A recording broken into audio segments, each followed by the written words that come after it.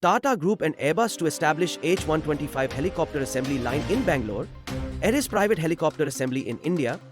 Tata Advanced Systems and Airbus will set up the first private sector helicopter final assembly line in India.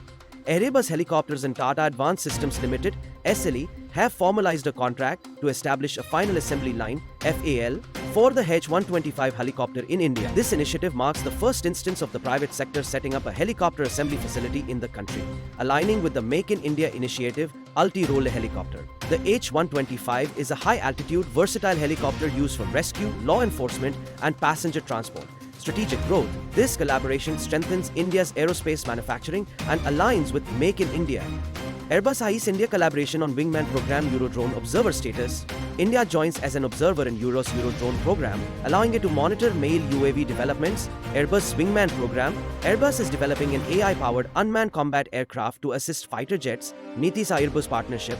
Airbus is keen to collaborate with India on the Wingman project. Leveraging India's growing UAV capabilities, IION Wingman project, HAL is developing the CATS Warrior, an AR-driven wingman drone with successful engine test in 2025. Strategic significance.